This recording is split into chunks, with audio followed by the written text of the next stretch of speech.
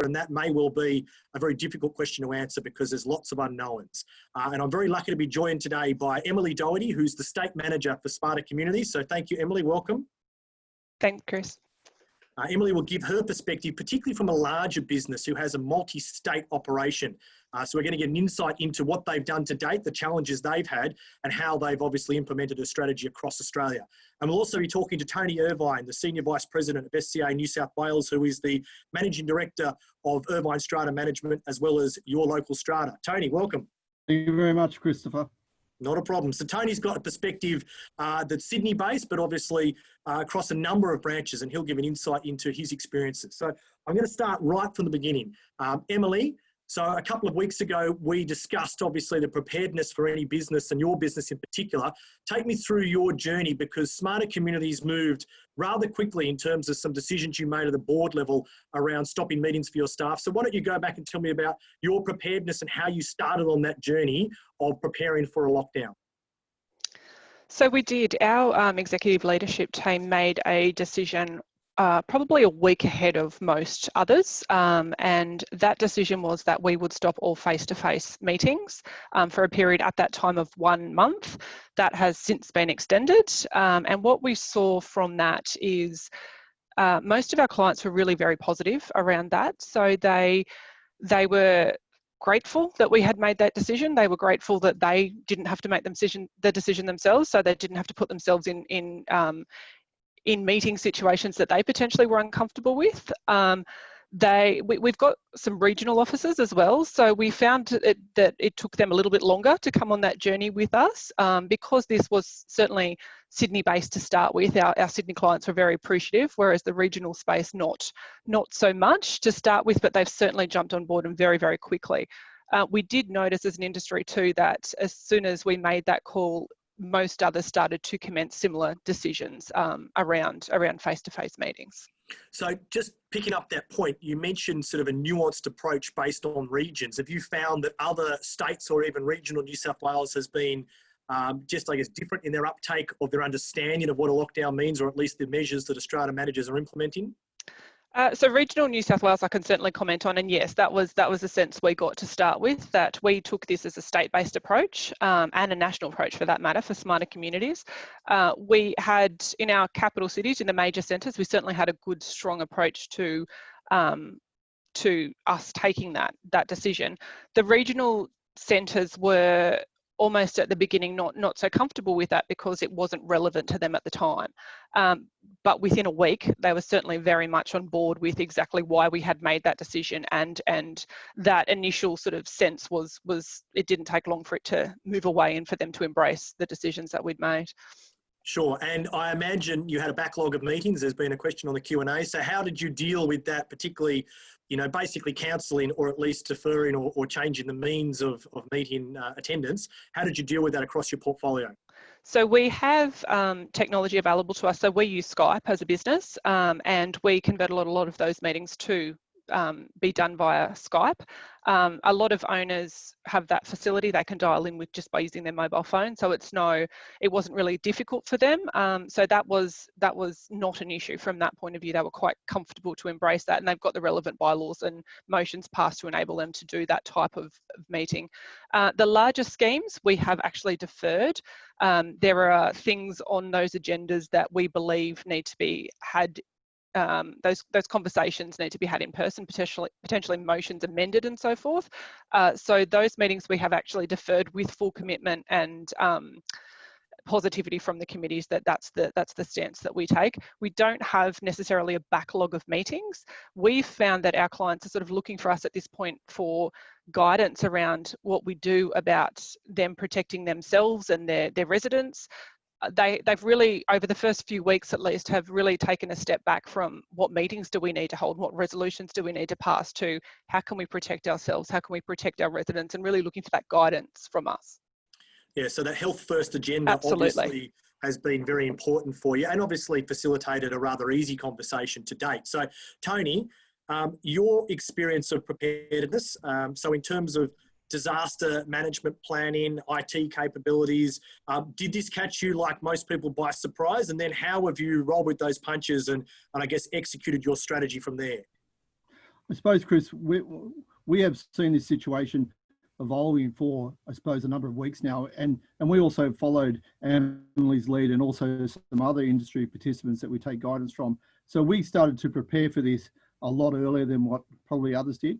Having 3 offices, we have the ability to be able to move our business around, and we run a central server for one part of our business, and we all just dialed into that. One of the things that we found is that even though we thought we planned pretty well, we actually didn't plan enough. And we also know that as of today, we've still got more planning to do. So the fact that we haven't got all of our ducks in a row right now doesn't mean it's not too late for us to continue to evolve what our DRP plan needs to look like. And it looks like we're going to be in this situation for a period of months, not a period of weeks. Yeah, look, and I've just heard a comment there that your audio, Tony, so just try and get as close as you can to your microphone. I mean, I appreciate that we did a test on this earlier and it was working okay. So we heard that perfectly at this end, but maybe some of the participants couldn't hear a few things. So, you know, so you feel that you were prepared. Obviously, that preparation only gets you so far, and I think we've all experienced that from a practitioner perspective. We've felt that we've had some areas covered, but we certainly haven't been prepared for the adaptation that we've been forced to do. And I know at a management team level, we've set aside 1 or 2 meetings a day for hopefully about half an hour so that we don't spend too much time spinning the wheels and discussing it, but it's been a key priority for us. Now, Emily, how are you adapting at a management team level? Because obviously your business still needs to operate as business as usual as possible. Your strata managers still need to advise, they need to lead, and they've got a job to do. How has your management team responded?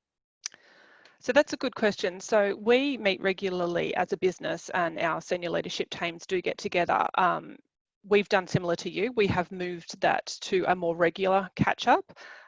So that is with all of our, what we call regional managers or our branch managers. We meet and we collectively talk about our experiences, what we're doing as a business, how it's being received, how we can adapt to anything that's changing.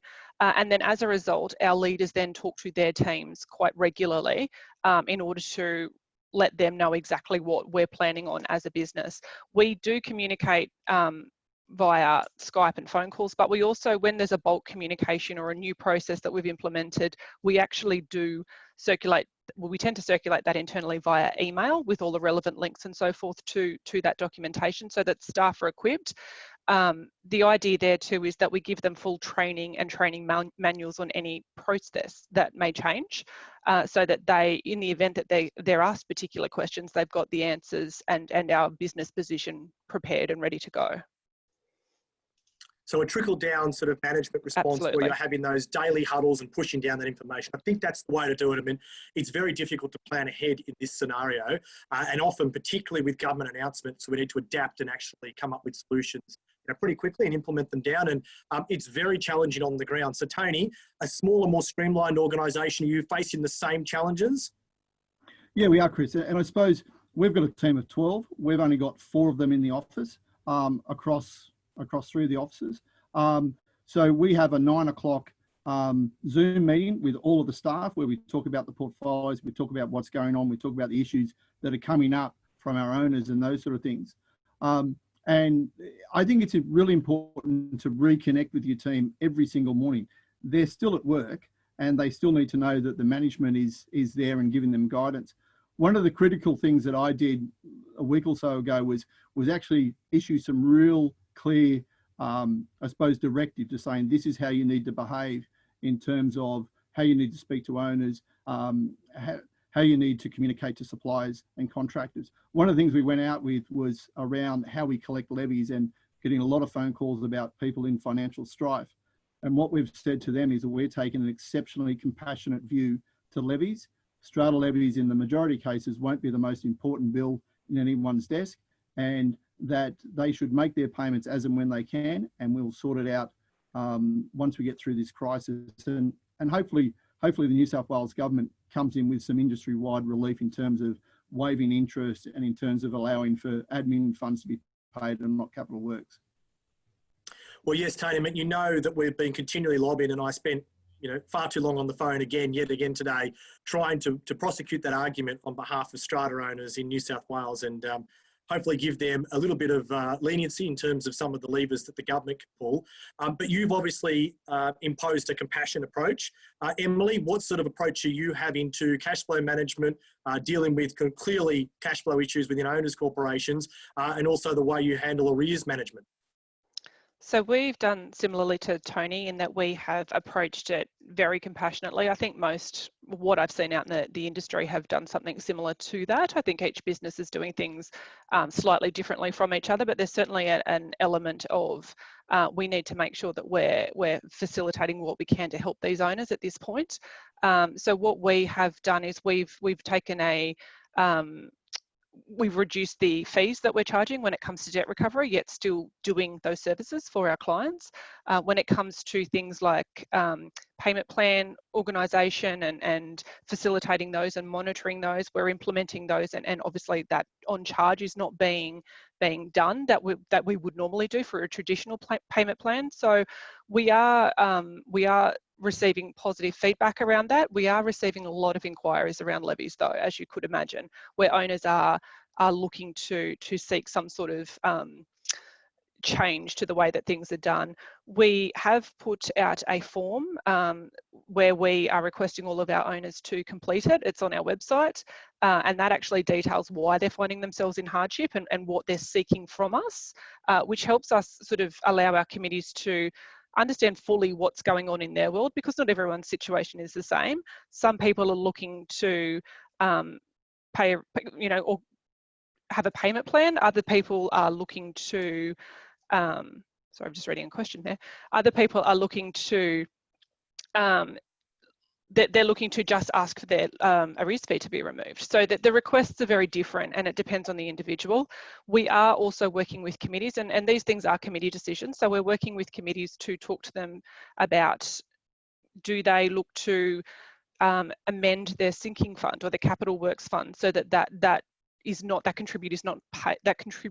contribution, I'm sorry, is not paid for the remaining quarters of this budget if it's not required. So little things like that they can actually, or they simply do not raise the remaining levy if there's still one levy left in this financial year, because they don't require the funds. They've got enough money to actually get through for the next little while. So owners corporations in general are taking different approaches because they've got different requirements. And I think that adaptive approach is what's critical. And how much are you empowering your frontline staff? So whether it be your customer service staff who have those conversations about arrears, or your strata management staff to come up with solutions for each of their schemes? So we have given general advice to the team around what their obligations are, what they can agree to, and what needs to be escalated beyond the front line. But they do have, as they do generally, the ability to talk through with owners exactly what that looks like. And what we can offer, and really nut out what they're seeking, because like I said, it's not all the same. So we have a very clear and strict procedure that the staff are fully aware of now, trained on, and able to execute. Emily, there's a request here for you to be able to share that letter that you've sent out around the hardship. Is that something that you're happy to do afterwards? I mean, it's going to take a village response here, and I think any collateral we can share, we do. So absolutely. I think it's already published on our website, so you're welcome to have a look, but I'd be more than happy to. So we'll attach that to a copy of this webinar that goes out later. Sure. So talking about communication strategies, Tony, how are you keeping in contact with your clients? Because there is an argument about what is too little, what is too much, and I'm not sure if Tony's frozen or if he's just very pensive. So if Tony, if you can hear me, you can answer it. If not, I'll throw to you, Emily, around your communication strategies. No, let's assume Tony can't hear me, Emily. Oh, you know, he's back. Tony, did you hear that question? Emily, how about you answer that in the short term? Yeah, I did, Chris. Oh, you did. Thank you, Tony.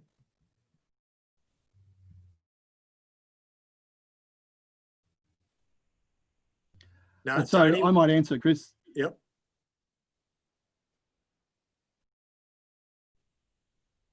I might have to relocate so I can get a bit more Wi-Fi. Okay, while you do that, Tony, and get a new video feed, and some of the panellists have commented that you need a new video feed. Someone said you needed a new haircut. I thought that was harsh, but we're in lockdown. Emily, talk about communication strategies. So externally, we are going out to all of our clients via email generally. We find that's the most effective way to communicate with them regarding all of our strategies and everything that we're implementing to assist them in actually getting through this. We are also going on our social media channels. We're updating our website.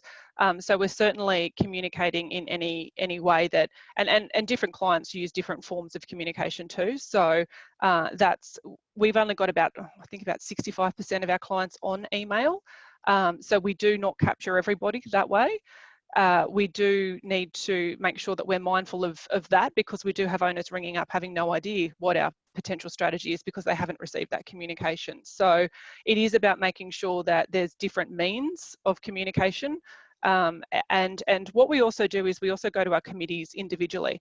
So if we think a communication piece that's been done has actually is relevant to a committee and they may not have received it, then we will send that to them collectively as a group and actually provide some suggestions based on their current situation.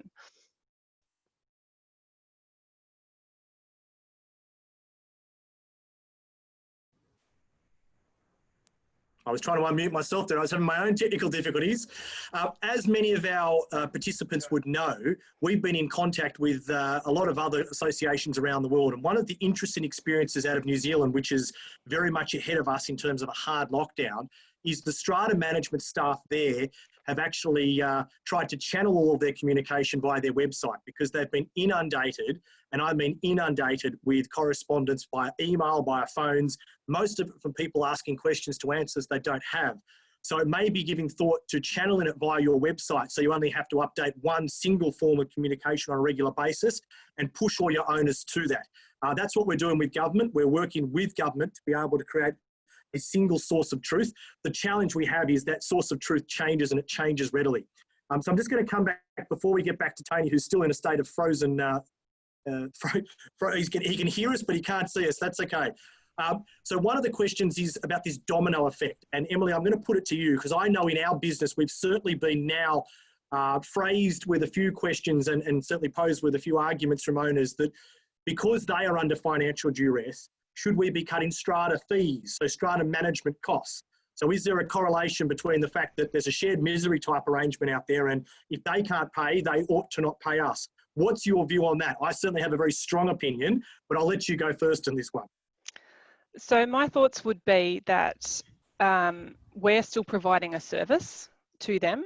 I think we need to, as an industry, provide some leniency, as we've discussed, around some of the additional services that we provide. So things like arrears and things like holding meetings specifically around this virus. We need to provide some compassion around those type of charges. I do believe that it's important that we maintain our standard fees to an owners corporation, because we are still carrying out the role, and we are carrying it out in a different capacity now. So they are looking to us for advice that we wouldn't be providing generally. We're facilitating things when, you know, fire services are having difficulty doing their inspections because owners are not allowing access. We're dealing with things in a different way at the moment. So my view would be that we certainly don't reduce our fees, but look to do things differently and more compassionately. Look, I absolutely agree. And as I said, I have a very strong opinion on this, and I don't think Tony can hear us as yet. So he can hear us, but we can't hear him. Is that correct? No, I can make a comment on that too, if you like, Chris. So my view is that we're actually working harder now than what we were 6 or 8 weeks ago. And that if we're ever going to deserve our fees, it's probably right now. Now, that doesn't mean we don't think about our owners and consider deferring some of those costs that are going to come through, but we are definitely performing over and above what our management agreement would have thought that we were doing. And I've not had any commentary from anyone yet to actually reduce our fees. And in fact, there's actually opportunity for us to make more through our Schedule Bs, provided it's actually legitimate and not any sort of profiteering. Look, absolutely right. And I think they're both very balanced responses. And obviously the three of us here are Strata managers, but I'd put it this way. Strata is ground zero for habitation and isolation that's going to occur in the immediate future.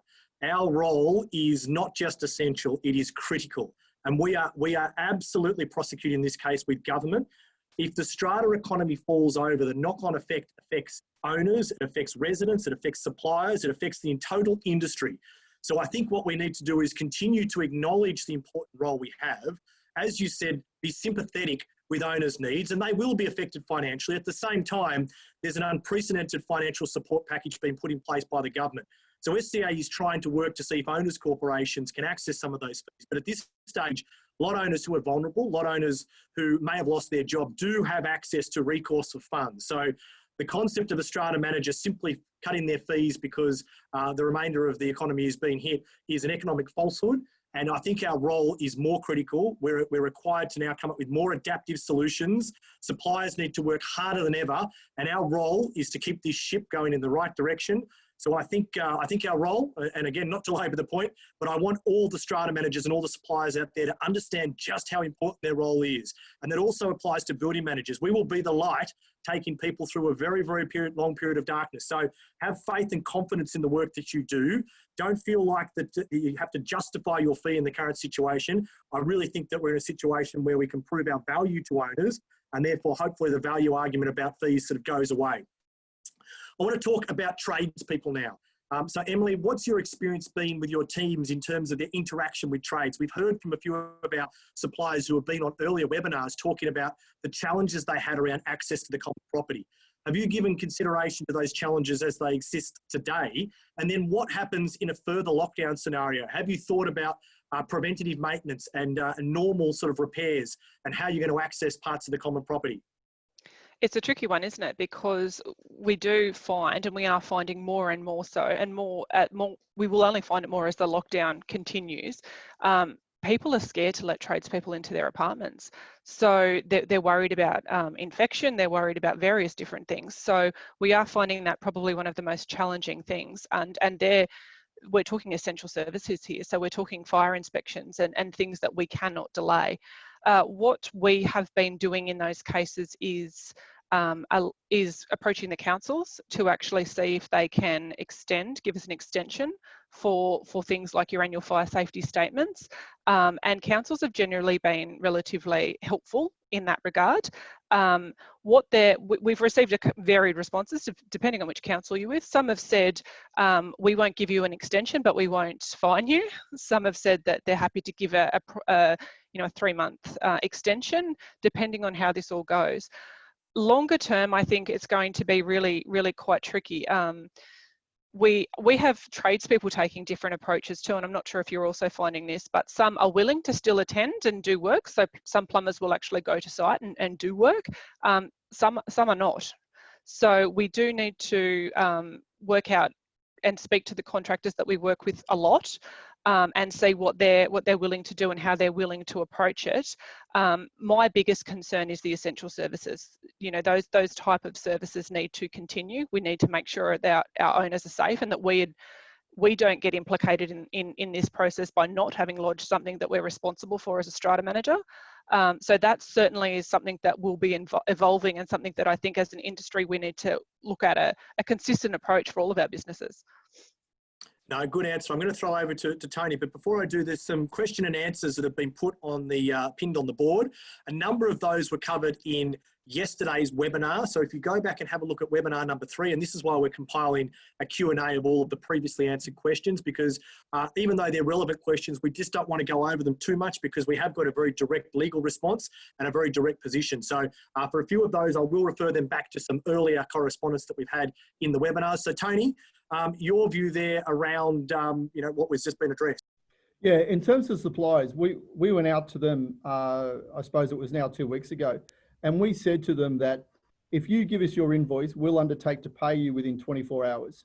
So we're normally pretty good payers because we're a smaller business and don't have a lot of hierarchy and structure around it. But we actually wanted to make sure that we can keep our trades alive by paying them faster than what we already were. So rather than 7 days or 4 days, we came back to 24 hours. So we're paying bills every single day. And I think that's the approach we need to take. As I said, I don't want to labour the point, but the strata economy needs to continue, and our importance, and particularly those of our suppliers who are going out there with significantly higher expectations around the way that they obviously operate with a work health and safety operation, higher costs in terms of the precautions they need to implement, and arguably lower margins based on the fact that owners' corporations more generally are going to be far more discerning about the cost they have. It's a challenge for everyone, and we've got a small but very important role to play in making sure that we keep paying our suppliers and paying them on time. Now, Emily, I'm going to talk about some of the challenges you've seen at a practical level. We've talked before, and there's a lot of interest around some of the good stories that are coming about. So I'd like you to give me an overview of some of the good and things that fill you with hope that have been occurring in strata plans more recently that we can all take a leaf out of. Sure. So I do think this is a good opportunity. What we're finding and what we're seeing is owners, corporations and residents are actually starting.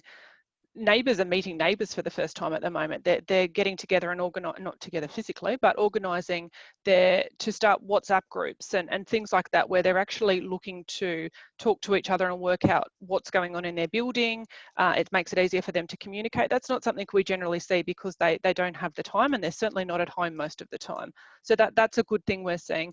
We're also seeing a lot of owners sharing services. So when I say sharing services, I refer, just as an example, it would be that they get together to organise their shopping to be delivered at the same time.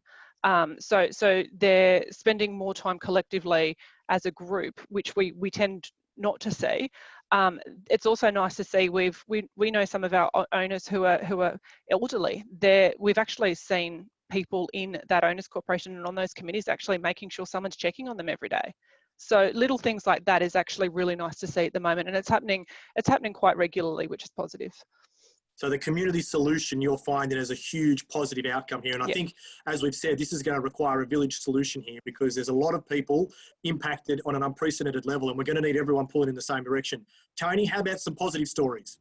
I suppose one of the positives, I suppose Emily gave a pretty positive story, and we're seeing evidence of that. We're also seeing our tradesmen who are being aware that owners are stressed about this, and they're being very considerate about how they enter premises and how they protect themselves and how they make sure that they can put the owner or the resident at ease in terms of when they're accessing the property.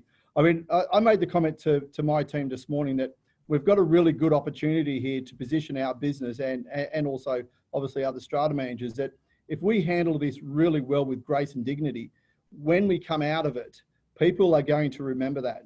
If we don't handle it well, and if we aren't considerate and we aren't compassionate and those sort of things, people will also remember that, and it will put our business under pressure in the future if we don't handle this very well now. Oh, look, undoubtedly, this is our opportunity to shine. Again, I think strata management and community managers more generally have a huge role to play in ensuring the sanity of our residents, but also the safety and security as they move through some pretty challenging times. So not that I want to highlight some of the negatives, Emily, but what are a few of the challenges that you've seen? I mean, I know with the increased behavioural issues we have with people living on top of each other, as we move into a bona fide hard lockdown, what are you seeing currently as those challenges, and what can you project as some of the challenges that you can obviously identify in advance? Look, I do think human behaviour is going to be one of the challenges. I think the more people stay at home and the longer that they stay at home, the more difficult it will be for them. Initially, when people work from home, I do think they have a sense of this is a bit of a novelty. That will wear off very quickly, and I think we'll see some change in behaviour as a result of that, something that we need to be mindful of and prepared for.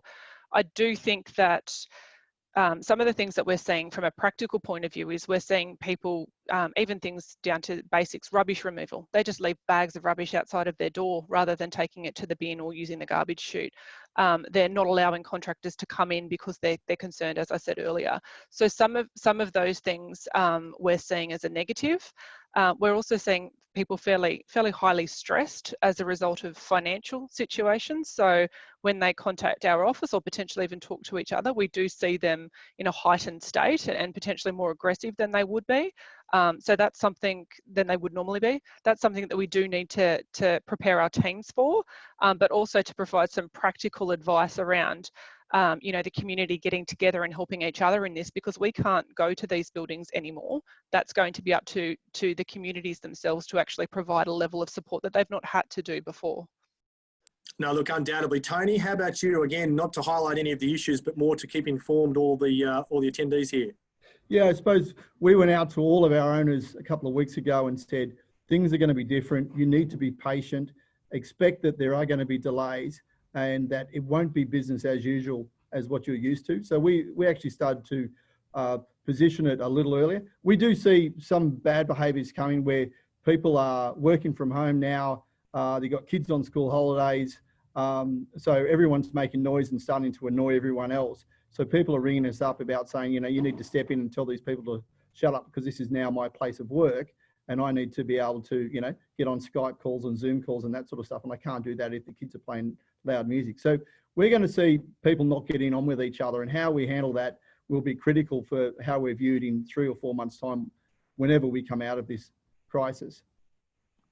Yeah, look, Tony, I think I agree, and hopefully there's some shared sympathy there, because I know I have 3 children being homeschooled at present. I've got a wife at home studying full time, and I'm trying to obviously run a business as well as assist SCA as best we can. We all understand those challenges, and there's a very pointed question around working from home from strata managers in particular, and how we can deal with frontline fatigue. Those challenges are significant. I mean, the old, you know, work, you know, you get up and you work and you go home and the like, and you have some time out. There's no real time out that exists at present, because we wake up and in some cases our computers are in our bedrooms. So we've got this obligation to continually serve our communities and be contactable. Emily, what are you doing about the mental well-being and trying to break up in the very early days of what might be a very long period, how we work and support our strata managers during this period?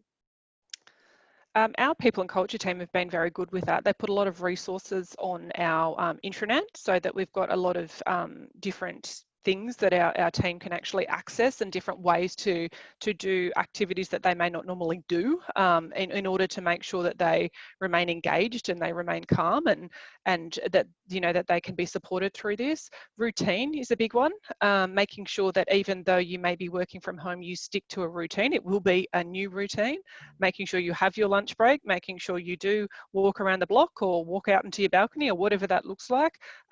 You need to make sure the staff are not feeling obliged to be contactable all of the time. They will wear out. We have our managers contact their people each day.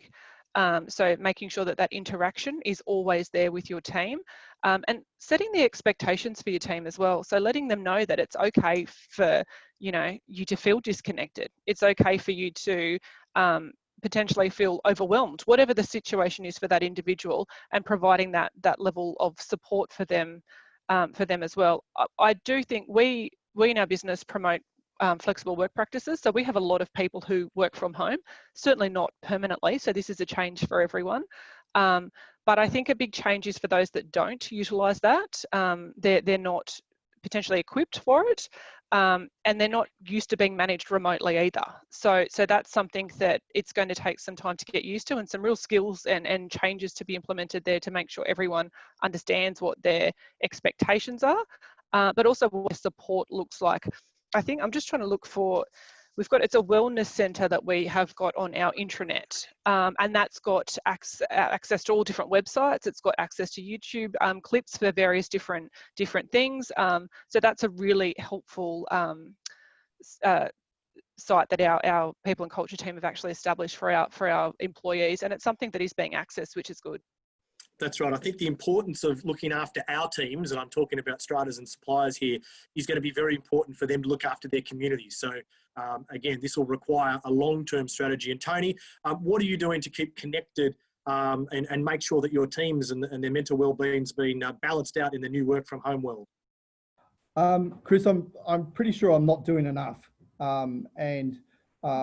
This is really quite evolving. I mean, one of the things we found is that when everyone is working for the office, if you get an IT issue, it's really easy to solve. You ask someone and someone can help you. When you're working from your kitchen table, it's not so easy to solve. So making sure that they've got the ability to make a phone call to say, you know, can you go in via something like TeamViewer and show me how to fix this because I can't print or I can't access the server or something like that. That's going to be really critical. We are touching base as a business once a day. We'll also touch base socially. Probably Friday afternoon drinks, and we'll all just log into Zoom and we'll all have beers and we'll just have a chat. And I need to talk to each of the staff to say, how are you coping at home? Is it going all right? Some of them actually want to come into work because it's easier for them to work at work than it is at home. Look, undoubtedly, Tony, and I think your question and your admission that you're not doing enough is not a reflection on the fact that you're failing or anything. It's more an acceptance of the fact that this is very challenging. It's challenging for everyone. I've just noted in the comments that one apartment block in Pyrmont has seen a 100% increase in their garbage due to people working from home. And this is the very argument that we're putting to governments and to council at the moment. The expectation that this is a business as usual environment in terms of stability of costs or even service providers is absurd. And to Gordon, who's listening out there, I won't tell you that in New Zealand, regrettably, they didn't include cleaners in the essential services. So you had owners who were being forced to actually do some of the cleaning in their apartment blocks. Sanitation in terms of garbage was still being done by external providers, but they're the challenges we have, and that's why we have to get on the front foot. We are taking those experiences. And another, I guess, footnote to that discussion is in New Zealand, the requirement in isolation is that you bag your rubbish and you keep it within your apartment for 14 days and then take it out when it's the baggage itself is out of quarantine. So you can imagine some of the logistical issues we have with people in their apartments cohabiting with other people with garbage that's there. So you can think of some of the potential issues we've got downstream and how challenging it's going to be to deal with that. Emily, what else can you see coming? Obviously at the moment, we're all ducking and weaving and coming up with solutions on the fly. What can you see as some of the big issues and how can we assist our members get ahead of those and implement initiatives now to deal with some of tomorrow's challenges? I see one of the biggest issues for us, and I can speak for experience in our business. We had a lot of our frontline managers and our community managers and their assistants, we had them mobile. So we had them able to work from home. We had them able to work remotely from wherever they wanted to. Most of our back office team, we didn't have that set up. So when we're moving into a full lockdown arrangement, we've had to really be very creative around how we actually enable them to work from home. And they often will need things within an office. So they will need things like a common seal. They may need to have a cheque signed to lodge with an application because council likes to receive cheques. They're practical solutions that it's going to be difficult to do remotely. And even to set them up from home to allow them to have the same facilities that they need. So even as an example, a receptionist needs to have different software in our business to what we all need to have in order to facilitate their role. So that is a particular issue for our business that we have overcome, and we've got a great IT team who have helped us with that. And we're almost fully working from home now. But I do see that as a challenge for some businesses who aren't in that position to actually work out what they're going to do with those particular type of functions that we still need to carry out. So that is a consideration businesses do need to give, even down to collecting the mail each day. Who does that and what does that look like? So for me, most of our business functions well. It's those little things that you don't think about that'll potentially have a fairly significant flow-on effect. I understand completely, and I think some of those things are small and can be managed, and some of them are bigger challenges that obviously will require solutions for tomorrow. So Tony, have you given thought to what some of the projected challenges may be and how you can implement any solutions now? Yeah, Chris, we have. I mean, and just sort of taking up Emily's point, when you're a smaller business, I suppose the head of IT is the guy on screen. The head of HR is the guy on screen. We don't have a lot of depth of management to suddenly have people out there sort of doing this stuff for us. So it largely falls on me to do. Being able to, I suppose, link in with some of my other Strata managers like yourself and Emily and other board members and that sort of stuff has been a real godsend, because you guys do make us think about stuff in a big business sense that we can apply to a small business sense. In terms of what happens over the next couple of months for us is I actually see this as a great opportunity for us to think about how our business should operate pre-corona and how do we improve it post-corona. So there's a real great opportunity to leverage, I think there's a famous expression, don't waste a crisis. So we're not going to waste this crisis in terms of changing the way we do business. Agree completely, Tony. I think they're wise words. I mean, I think the solutions we have today will set us up for hopefully being remembered by our clients as helping them, resolve and deal with challenges on an unprecedented level.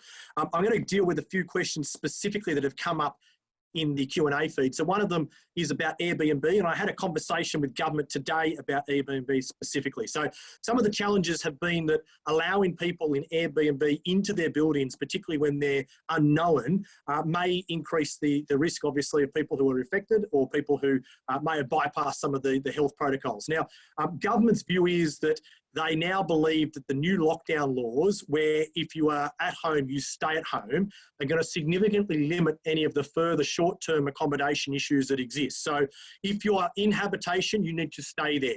So there should be no visitors coming in. There's most definitely no overseas visitors coming in. So whilst Airbnb is still the subject of obviously a lot of implementation down track when they reintroduce the guidelines, we don't expect it to be an issue in the short term. So I think we can take Airbnb off the table at the moment in terms of a hot topic issue, because no one should be leaving their place of habitation at this point in time. It is now frankly illegal to do so. So you're unlikely to see the normal churn you have in terms of tenancies out there in the market. So hopefully that deals with one of those questions out there in the market. One of the questions that I'll flick to you, Emily, is what is the best approach for attending to return visits by tenants or owners that prefer not to provide access now for inspections that may be required? And this is, again, it was touched on in our webinar yesterday about what sort of rights do you have to restrict access in the current environment. So how do you think that's managed at a practical level, Emily, i.e. bringing people back? Do we just operate business as usual and, obviously proceed with additional follow-ups, or do we have to be more sympathetic with the way we deal with things in the midterm? My view is it really depends on the owners corporation. You'll get some owners corporations that are very compliant, very happy to proceed, and in which case I think it's business as usual, and you would apply your normal rules to that. If there are situations where we know there has been an infected person or where someone is self-isolating, I think we need to be far more compassionate around those situations. When we talk about re-inspection fees and things like that, I think that's where that side of things applies. So I come back to it's a case-by-case situation. Big part of things for us at the moment is to empower our committees to know what their obligations are, what their rights are, and what, in a lot of these cases, it's not our decision, it's the committee's decision. So it's very important to us to make sure that they're well placed to understand what the ramifications are for their particular situations, and we guide them in order to share that with an owners corporation. So I certainly do think we need to be compassionate about people not allowing inspections to take place, because there are various reasons that would be the case. But again, it comes down to a case-by-case situation in my view. Look, absolutely, and I note there in the chat that this is the time to be more collegiate, and that's absolutely, and that's the purpose of these webinars. I know there is a lot of information sharing that's occurring in the background. I would encourage you that when you find a solution, that you do share it, you do have someone you can talk with, you pick up the phone, you share experiences. We don't have a playbook here. We don't have precedents. No one actually knows a lot of the answers in concrete. The government can't give us a lot of insight. So therefore, collective solutions and collaborating together are going to come up with better customer outcomes. Let's continue to do that. Another question, Tony, this one may be for you, is what is the response from committees, or to committees rather, that ring up and want action now for bad behaviour? So whether that be parking, whether that be noise, whether that be breach of the bylaws, how do we deal with that in the current business as usual environment? And also, we've got challenges with the tribunal being effectively shut down except for paper application. So do we have the normal mechanisms to deal with bylaw breaches? Chris, I suppose in our world, we take a very pragmatic approach to dealing with committees that may be overzealous about different things. We will counsel them on what we think the likely outcome will be out of mediation or by going to NCAT themselves. And at the end of the day, we want to foster harmony in the building. Now, if that is one committee member who's got a grudge to bear against another, that's not something that we want to be a party to. We're not the owners corporation's big brother, right? We're there to administer the bylaws fairly and evenly, and to make sure that we add to that community spirit. I think if we think it's business as usual when the environment is so challenged for everyone living in Strata, we're going to find ourselves in 3 or 6 months' time being called the strata managers that didn't handle it well.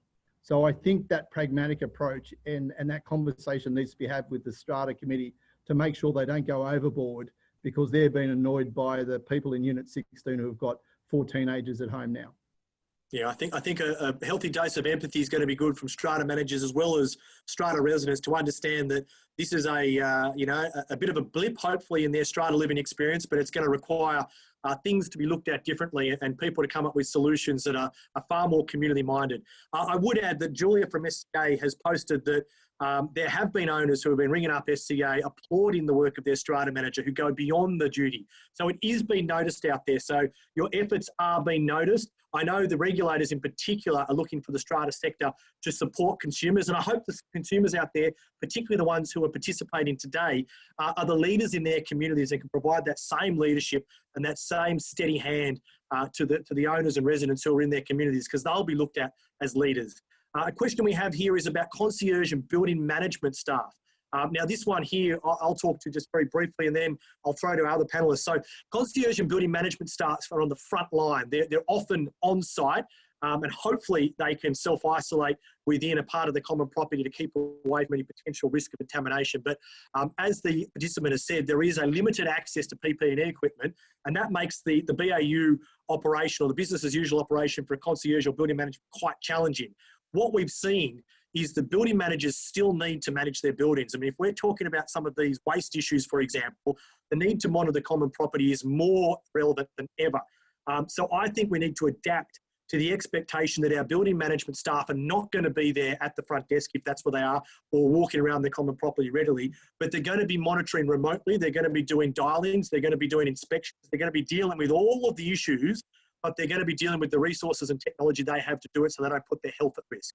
In terms of concierge staff, I've seen videos of concierge staff taking their residents through yoga classes, lifestyle amenity, becoming the grocery service. So they're adapting their services away from an in-person concierge style model to a service-based model. So they're just as important as ever, but they're adapting their services. Have you heard anything, Emily, around way building managers in your portfolio addressing this? I think most of them are using it as an opportunity, similarly to what we're doing as an industry. They have to just operate differently. So they have to communicate in different ways. It's not going to be face-to-face. They have to, if they're giving out keys or reprogramming fobs or whatever it may be, they need to come up with a solution to that. So some of them are not handing it over in person anymore. They will deliver that to somebody's letterbox and let them know that it's there. So it's very much similar to the position we're in at the moment, where they've got to adapt to what's going on. They need to use technology. They need to make sure that they're doing things in a way that their health isn't jeopardized. And fortunately for us, we're finding that most of our owners corporations are actually very, very happy with that. We're all in this together, which is something that most of our owners are aware of and very happy to try and make work. So we're not getting a lot of resistance around that, and our building managers are actually being quite creative in the way that they're doing things. So as we are as an industry, they need to use it as an opportunity as well. That's right. I think the necessity will breed the innovation that we're seeing. So Tony, how about yourself? Have you got any experiences of those more adaptive services that have been provided into your portfolio?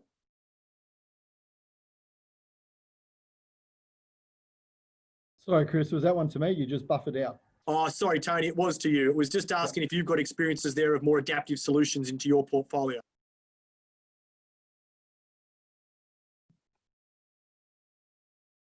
Yeah, I think I've lost Tony, everyone. You're on mute. Let me try again.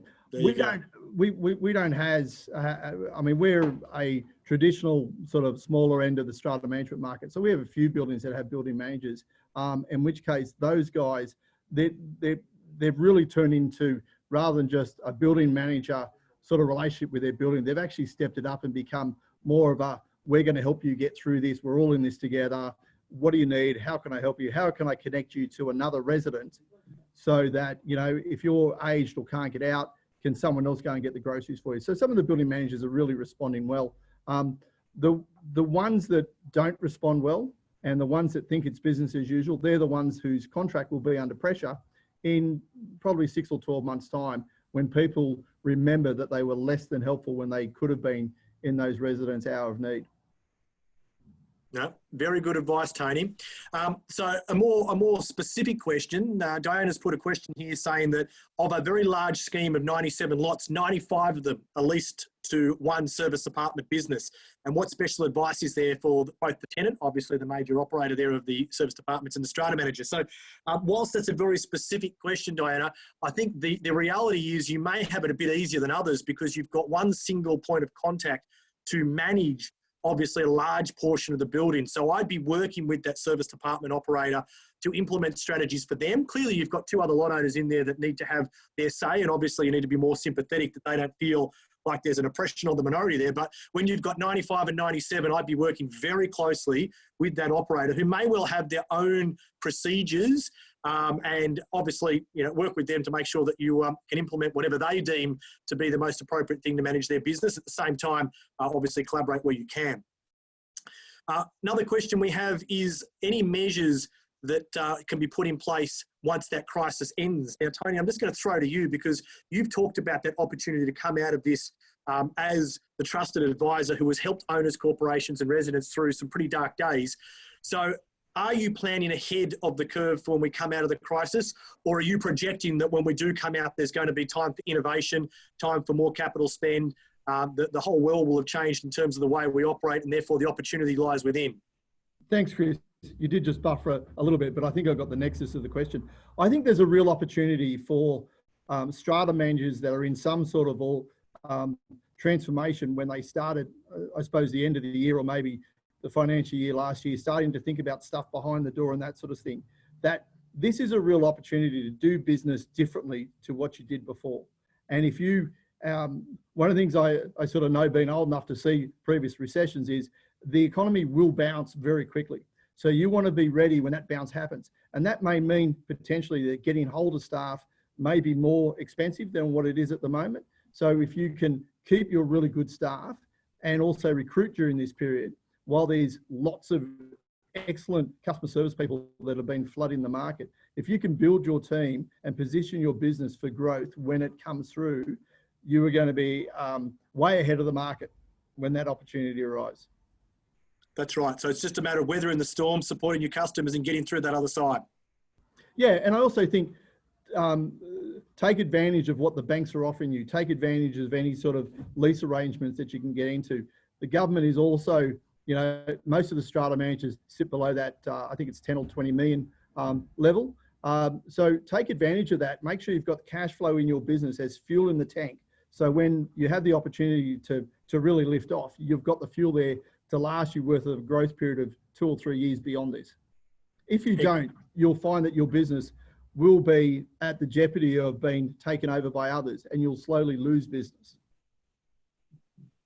No, excellent advice. So Emily, I'm going to wrap up now and look into the future. What resources do you think we need to continue to provide to strata communities out there in obviously dealing with a lot of these challenges? So are there resources? Are there support? Is there anything that, if you could wave your magic wand, we could do?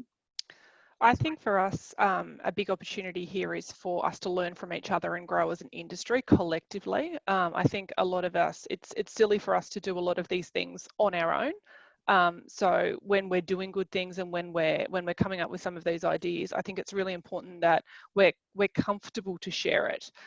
Because we will benefit from that, but so will our owners' corporations. And that's not necessarily just the owners' corporations that are managed by one business. That becomes a much bigger effect across our industry.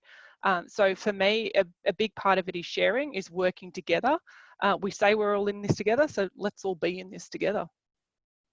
Very, very, very good advice around the collaborative and collective solution. Tony, how about you in terms of, what you'd like to see in your wish list of things to happen during these times of need? Chris, I think in these times of need, I think that we all need to share our ideas. If all the other strata managers and all the suppliers and the 159 other participants that are online at the moment, if they think that the SCA board has all the answers, we've probably got a lot of them, but we would like to hear different suggestions coming from different people, because they may take us down a line that we hadn't considered before. Doing these webinars and reading the comments that are coming up on the chat really sort of gives us some ideas of what the future webinars will be. There's no reason why we can't have this as a forum, or have this crisis as a forum, to say, how should our industry look differently next year to what it did today? And how do we plan, you know, God forbid, the next crisis, be it whatever it is, when it hits our industry? How do we make sure we're better positioned to be able to make sure that we continue to provide services and be seen as professional strata managers? Yeah, no, very well said, Tony. And I think that's a great way to summarise this. So a few questions I've seen just on the chat. Yes, there was some stuff covered yesterday around electronic voting and legislation. So please refer to yesterday's webinar. We will be consolidating all of the topics that are covered within the 4 webinars we've done to date, and we'll continue doing them and pushing them out to you. We do appreciate your support. We do know you're all out there trying to find solutions for your customers, or if you are committees, you're trying to find answers for your owners. What I'd like you to do is to continue working, collaborating, and know that we're in this together. So we've got your back, you've got ours. Thanks a lot. We'll see you next time on behalf of SCA.